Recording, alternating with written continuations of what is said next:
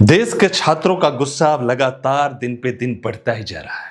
अरे मोदी जी, आप तो अंग्रेजी हुकूमत को भी पीछे छोड़ दिए। सुनाई दे रहा है चारों तरफ तो सवाल और उनके शोर। सरकार ये शोर सिर्फ दिल्ली के जंतर मंतर तक सीमित नहीं रहा, सुन रही होती तो ये चीज होता ही नहीं, बल्कि अब देश के हर कोने तक पहुंच चुका है। यूपी, आप हिटलर का इतिहास पढ़ेंगे जर्मनी का, तो हिटलर की सरकार में भी ये काम होता था कि हिटलर अपने पॉलिटिकल वर्कर्स को पुलिस की वर्दी पहना करके लाठी लेकर के दूसरे पॉलिटिकल वर्कर्स की पिटाई करवाता था। बिहार, मुंबई, वांगचुक जी को थैंक यू कहे। ऑफ कोर्स उन्होंने उनका हंगर स्ट्राइक छोड़ दिया है, लेकिन 25 दिन हम सब के लिए बैठे थे वो। हर जगह पे चला जितनी गोलियां तुम्हारे अंदर है। सवाल सिर्फ परीक्षा का नहीं है, बल्कि उस भरोसा का है जो लाखों छात्र उस व्यवस्था पर करते हैं, और व्यवस्था ने उनके साथ खिलवाड़ किया। नतीजा तनाव, सुसाइड।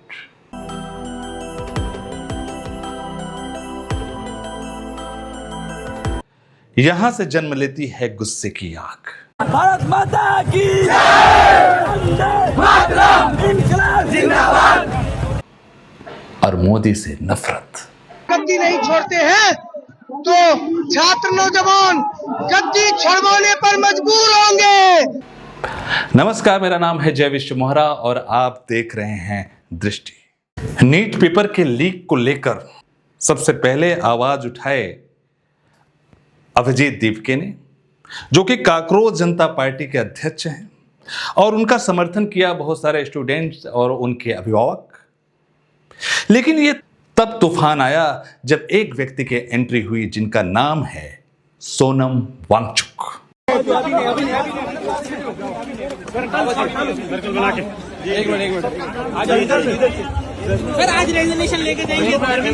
सोनम वांगचुक एक इंजीनियर हैं और समाज सुधारक।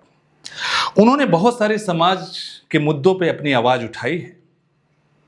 उन्होंने यह निश्चय किया कि हम शांतिपूर्वक स्टूडेंट का साथ देंगे, प्रोटेस्ट करेंगे, जिसके लिए उन्होंने 26 दिन का भूख हड़ताल रखी।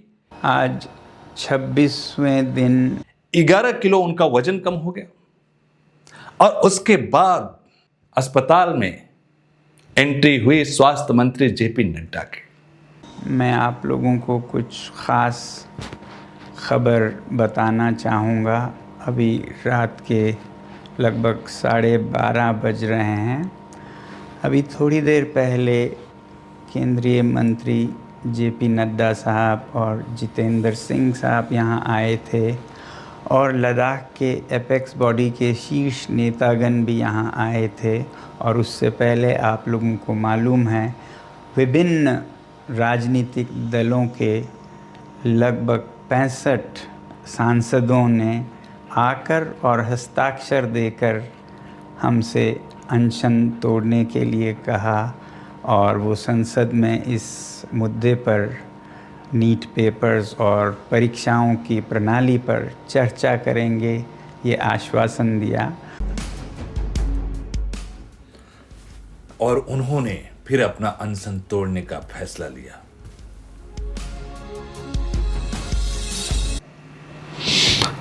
सोनम वांगचुक ने सोचा कि ये प्रोटेस्ट हिंसा में न बदल जाए, इसलिए उन्होंने अनशन तोड़ने को, भूख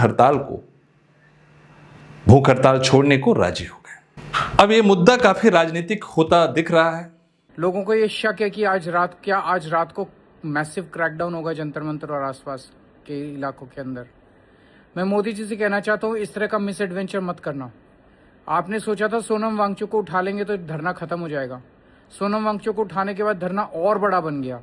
आपने सोचा था कि सोमवार को संसद मार्च के दौरान लाठी चार्ज करके टीयर गैस के गोले छोड़ के बच्चों को डरा देंगे, उनमें दहशत पैदा कर देंगे।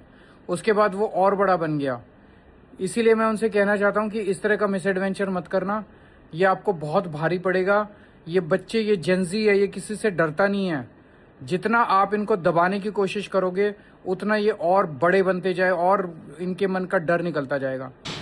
और सारे अपोजिशन पार्टी के लीडर इस प्रोटेस्ट में एकजुट हो गए। क्लियरली कहना चाहता हूं, जो ऑपोजिशन का स्टांस है, 3 मांगे हैं स्टूडेंट्स की।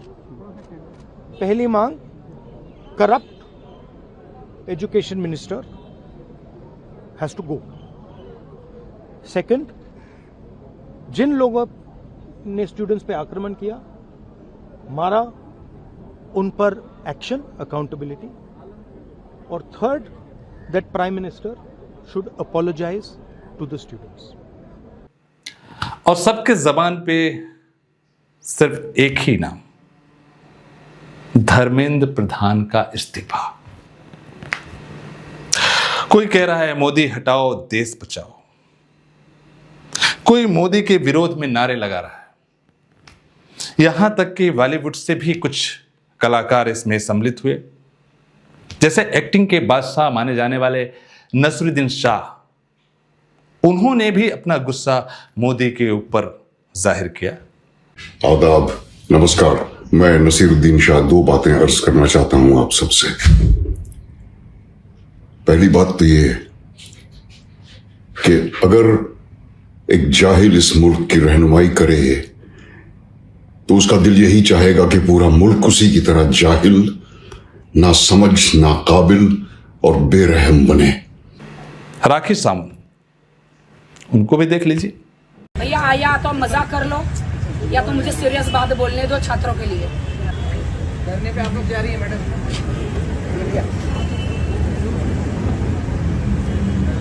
ये क्या है? क्या लिख रहा है? अरे रुकिए, एक जगह पे रुकिए। ये जो छात्राओं को मार रहे हैं, जो छात्राओं को टॉर्चर कर रहे हैं, ये उनके मुंह पे मैं। अब सवाल ये उठता है कि क्या अपोजिशन पार्टी को सब एक होना चाहिए? क्या राजनीतिक मुद्दा है? अगर राजनीतिक मुद्दा है भी, अगर सब लोग मिलकर घेर भी लिए बीजेपी को, तो जिम्मेदारी किसकी बनती है?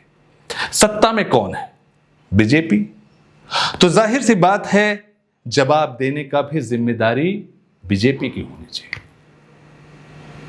आखिरकार मोदी जी को आना पड़ा। फ्रेंड्स, मैं जानता हूं कि पेपर लीक ये कोई मामूली विषय नहीं है।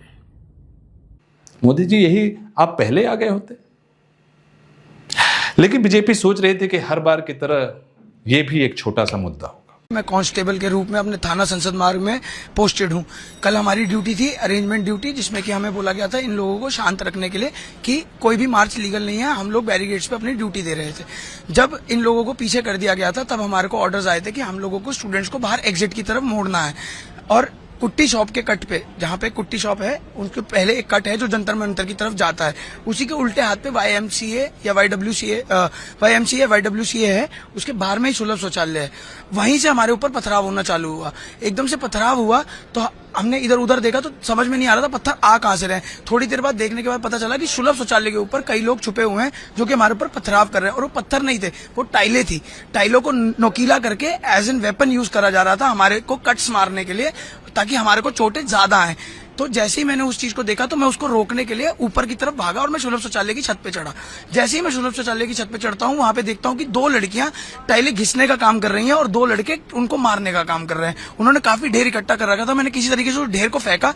जैसे ही मैंने उस ढेर को फेंका, उन दोनों लड़कों ने उठा के मेरे को नीचे रोड पे पटका। जैसे उन्होंने मेरे को रोड पे पटका तो पीछे से लगभग 50, 100, 200, गिनती नहीं है उन लोगों की, वो कितने लोग थे, वो स्टूडेंट्स भी नहीं लग रहे थे मेरे को। उन्होंने अपने बैगों में पत्थर भर रखे थे और पत्थरों से मार रहे थे। पत्थर वाले बैग हमारे सरों पे मारे जा रहे थे। उसके बाद कई लोगों ने मेरे को घसीटा, लड़कियों के मुंह से नाखून मारे गए, उनके मुंह से ये बातें निकली, इन्हें जान से मार दो, ये पुलिस के नाने लायक नहीं है। ये पहले स्टूडेंट मारा जा रहा था, ये हो रहा था। अब सोशल मीडिया पे दिखाई दे रहा है कि पुलिस भी मार खा रहा है, पुलिस को भी मार रहे हैं।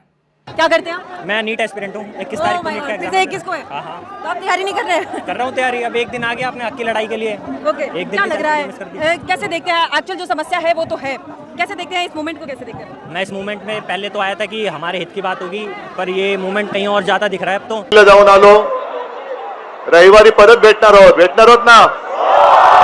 आखिर दबाव इस तरह से बढ़ गया कि केंद्रीय मंत्री धर्मेंद्र प्रधान को इस्तीफा देना पड़ा। जीत हुई स्टूडेंट्स के हौसलों का, जीत हुई विपक्ष का, और जीत हुआ सोनम वांगचुक जी का, जिन्होंने 26 दिन भूख हड़ताल पे बैठे रहे स्टूडेंट के लिए निस्वार्थ। तो मैं जो कदम सरकार ने और धर्मेंद्र प्रधान जी ने लिया उसका स्वागत करता हूं, सम्मान करता हूं और सभी देशवासियों को बधाई देता हूं कि ये एक लोकतंत्र की जीत है। जीत हुई उन लोगों का जिन्होंने इस मिशन से जुड़े रहे। आखिर में सरकार को झुकना पड़ा, धर्मेंद्र प्रधान को इस्तीफा देना पड़ा। फिलहाल आप लोग का क्या राय है? क्या बीजेपी को विपक्ष से चर्चा करना चाहिए? आगे बीजेपी की रणनीति क्या होना चाहिए और आप लोग क्या सोच रहे हैं उनके बारे में? अब शिक्षा के बारे में किस तरह से व्यवस्था होनी चाहिए? अपना राय कमेंट में जरूर दीजिएगा। हमारा चैनल लाइक कीजिएगा, सब्सक्राइब कीजिएगा और बने रहिए दृष्टि पे।